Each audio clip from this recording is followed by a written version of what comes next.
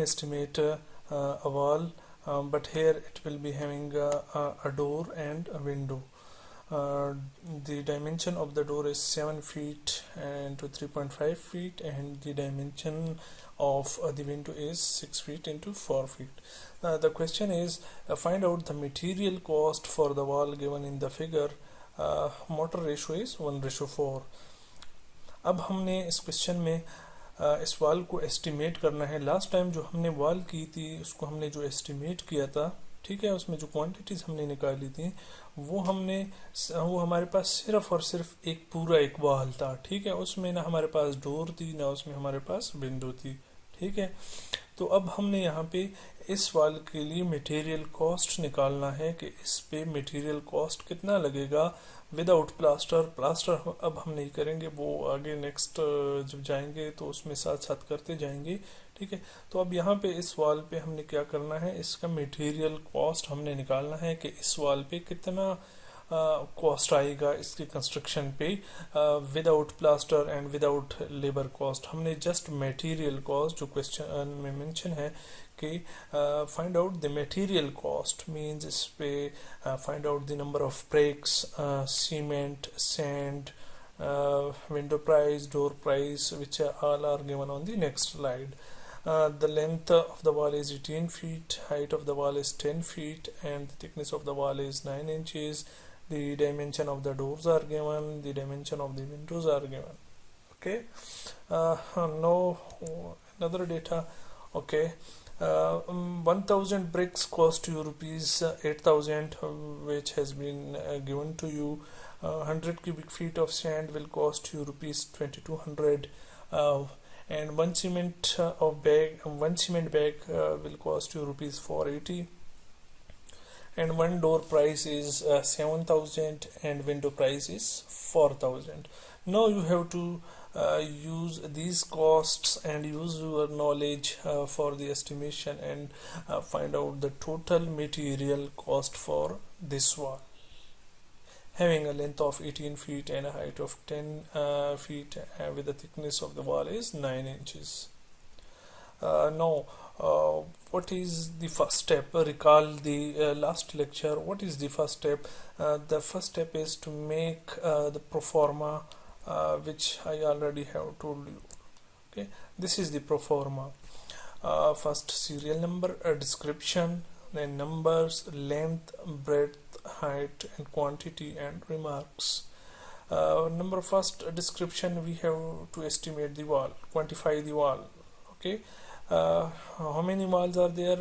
There is only one wall, so just write one.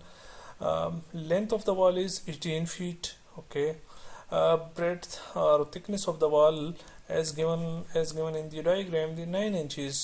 9 divided by 12 will be equal to 0.75 feet, which is understood, which is written here. Okay, and the height of the wall is 10. 18 multiply 0.7 multiply 10 multiply 1, एक ही वाल है, तो अगर ये आप multiply कर लें तो उससे इस वाल की क्वांटिटी आ रही है 135 क्यूबिक फीट. ठीक है, इस वाल की जो ये पूरी वाल है इस कॉर्नर से लेके ऐसे आए नीचे तक. ठीक है, ये सारी वाल, इसकी क्वांटिटी हमारे पास क्या आ गई है इस पूरे वाल की 135 क्यूबिक फीट. 18 multiply 10 multiply 0.75, इस पूरी वाल की क्वांटिटी जो हमारे पास आ गई है that is 135 cubic feet. Clear? तो अब लास्ट क्लास में भी ऐसा ही था, हमने एक वाल की क्वांटिटी के लिए तीनों डायमेंशंस को आपस में मल्टीप्लाई कर लिया था.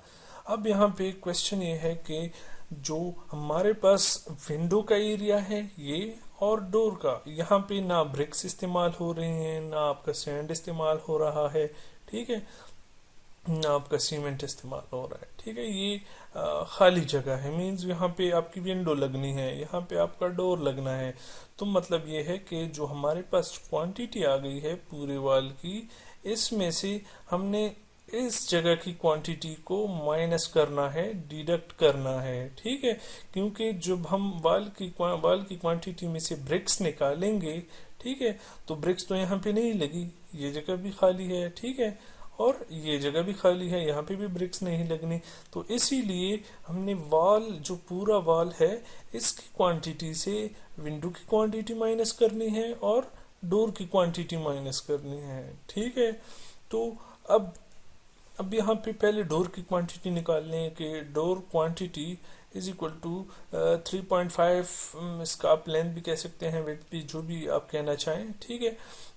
3.5 मल्टीप्लाई, ये अगर आप यहाँ पे देख लें, ये अब अगर अक्सर लड़के क्या करते हैं कि वाल में से जब डोर या विंडो की क्वांटिटी को माइनस करते हैं, ठीक है, तो वो डायरेक्ट 7 को इसके साथ मल्टीप्लाई कर लेते हैं कि 7 मल्टीप्लाई 3.5, और इससे जो क्वांटिटी आ जाती है वो डायरेक्ट वाल की क्वांटिटी से माइनस कर लेते हैं। ये गलत है।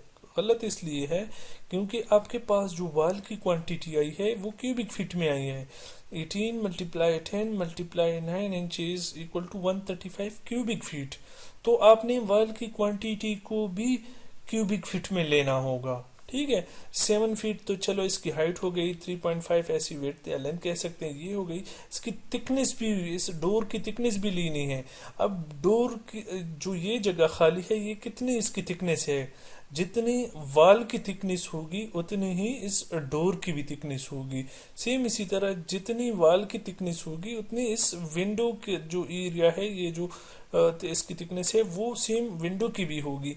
आप समझने के लिए ऐसे करें कि अपने रूम की ही डोर या विंडो को आप प्रैक्टिकली देख लें कि जितनी वाल की थिकनेस है डोर का उतना एरिया वहाँ खाली होता है। ठीक है। वहाँ पे कोई ब्रिक्स आपके नहीं लगे होते हैं। ठीक है।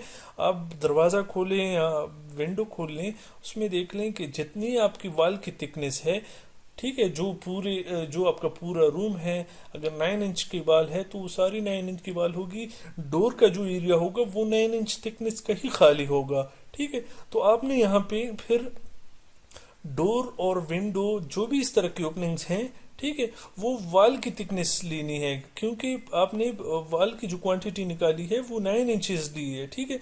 तो यहाँ पे फिर आपने डोर के लिए भी वही थिकनेस लेनी है, क्योंकि उसी थिकनेस की जगह खाली है। ठीक है।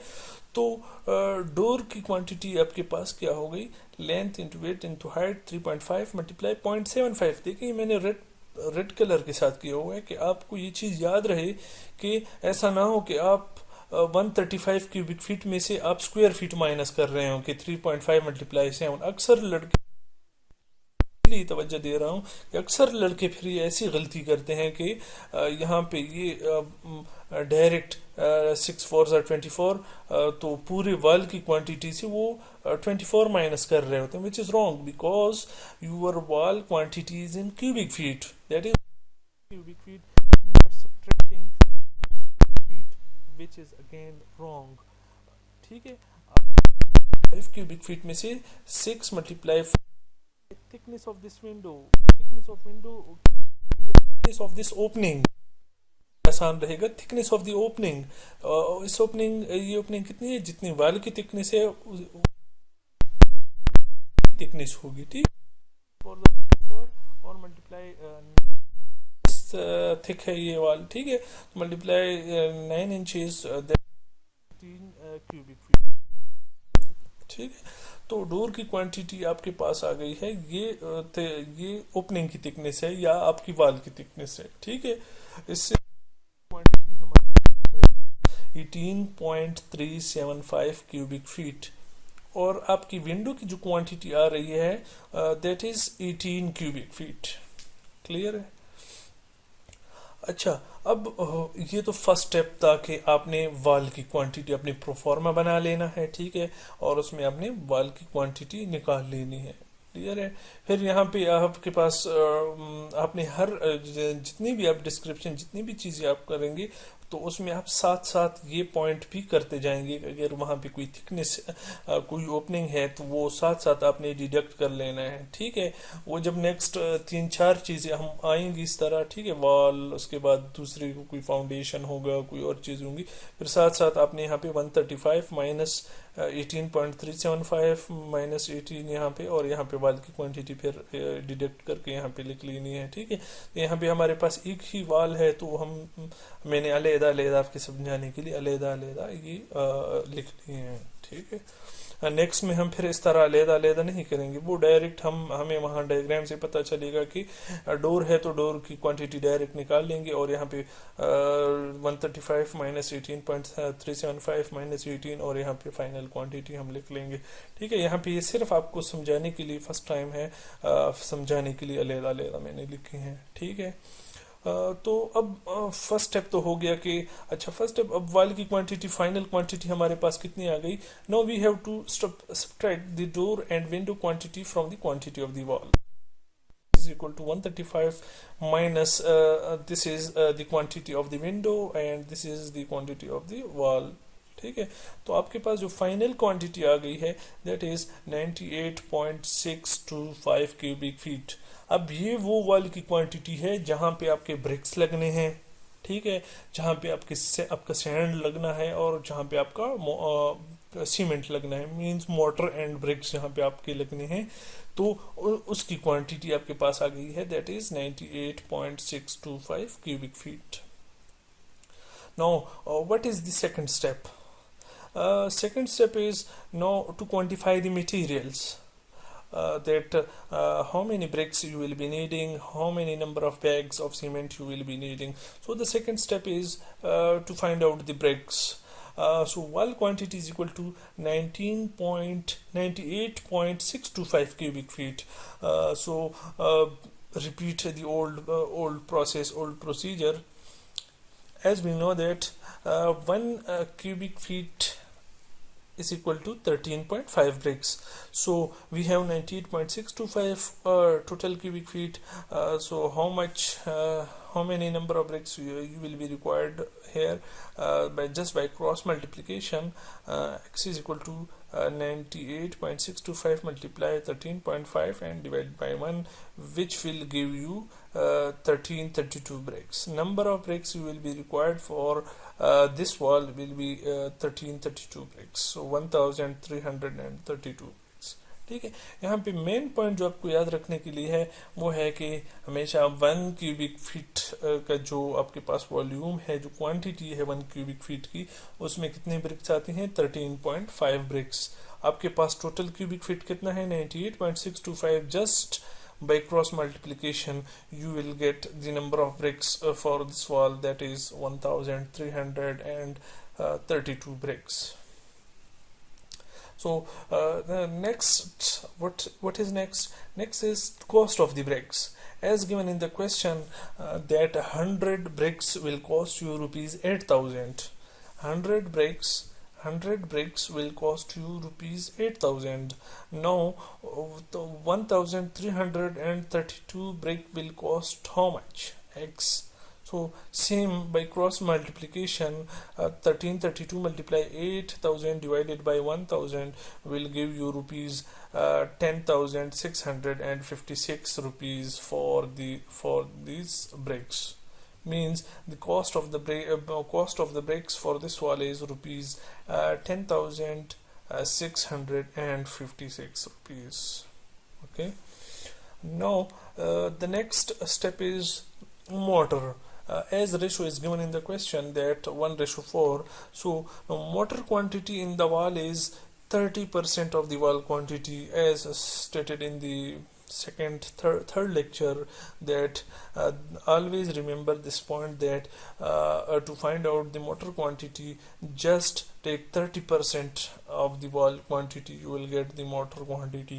So 30% of the wall quantity, 30 divided by 100 multiply wall quantity, that is 98.625, as we have found this wall quantity is 98.625.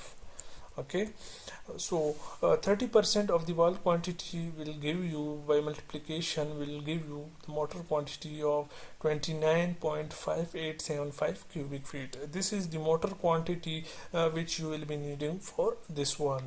As given, the ratio is 1:4, is equal to 1 plus 4 plus 5, means 1 part of cement and 4 part of sand in this ratio, means a total of 5. In this 5, one number contributing cement and 4 is for sand, means एक हिस्सा, अगर आपके पास 5 simple example अगर आपको मैं दे दूं, अगर आपके पास 5 चीज़ें पड़ी हैं, ठीक है, एक बॉक्स में या कहीं भी, तो 1:4 का मतलब ये है कि फॉर एग्जांपल हम ले लेते हैं कि ये या चले अगर आपके पास एक बॉक्स में कुछ चीज़ें पड़ी हैं तो हम कहते हैं कि 1:4 रेशो है, तो मतलब कि 5 चीज़ें पड़ी हुई हैं, एक एक चीज़ है और 4 कोई और चीज़ है, 1:4, तो मतलब एक आपके पास कोई एप्पल पड़ा है और 4 आपके पास कोई ऑरेंजेस पड़े हैं, तो हम कहते हैं कि 1:4 रेशो है इनकी, मीन्स एक एप्पल है और 4 आपके पास ऑरेंजेस हैं, ठीक है। तो टोटल चीज़ें आपके पास उस बॉक्स में कितनी हो गई है, 5, ठीक है। तो 5, अब अगर आप उसमें से निकालना चाहते हैं कि सेब की रेशो के हिसाब से कितना है, तो आप 1/5 करेंगे, ठीक है। तो सीमेंट का एक पार्ट है, तो 1/5 multiply mortar quantity 29.5875 is equal to 5.9175 cubic feet, ठीक है। अब लास्ट क्लास में मैंने बताया था कि आपका जो आप सीमेंट मार्केट से बैग्स के हिसाब से लेते हैं, ठीक है, कि मुझे 10 बैग्स ऑफ सीमेंट चाहिए, 15 चाहिए, 20 चाहिए, 500 चाहिए, ठीक है। तो अब आपका यहाँ पे आंसर क्यूबिक फीट में है। Now convert this into number of bags. As we have studied in the last lecture that 1 cubic feet 1 bag of cement is equal to 5 cubic feet. 1.25 cubic feet per bag. Per bag of cement consists of, yeah, 1 bag of cement consists of 1.25 cubic. Just divide it and you will get 4.7, which is approximately equal to 5 bags. Means you will be needing 5 bags of cement for the construction of this wall. Now how to find the cost? Just simple.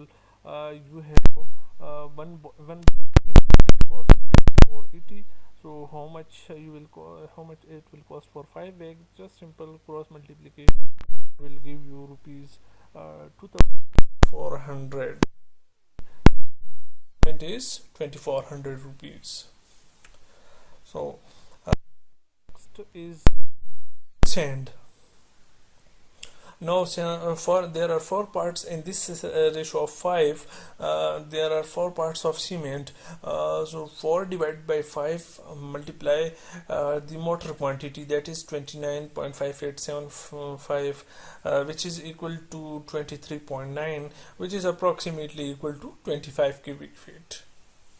You can take 24 cubic feet also, but I am taking 25 cubic feet because अगर आप market से लेते हैं तो आप उन्हें कह सकते हैं मुझे 1 सैकड़ा सैंड चाहिए, ठीक है। तो 1 सैकड़ा मीन्स 100 क्यूबिक फीट, ठीक है। अगर आप उन्हें कह दें कि मुझे हाफ चाहिए तो इट मीन्स 50 क्यूबिक फीट। अगर आप इससे भी आप कह दें कि मुझे हाफ का भी हाफ चाहिए तो दैट इज 25 क्यूबिक फीट, इसीलिए मैंने इसको डायरेक्ट 25 पे कन्वर्ट कर दिया है, ठीक है। तो now cost of the sand as given in the question that 100 cubic feet of sand will cost you 2200 rupees. So what will be the cost for 25 cubic feet? Just by cross multiplication you will get the cost of sand, that is rupees 550. You have find out all the costs, all the materials. Now what will be the total cost? Just add all the costs. Door price which was given in the question, that it will cost 7,000 rupees, window price is 4,000 rupees, and cost for the bricks is 10,656 rupees, cost of 2,400, and cost 50 rupees.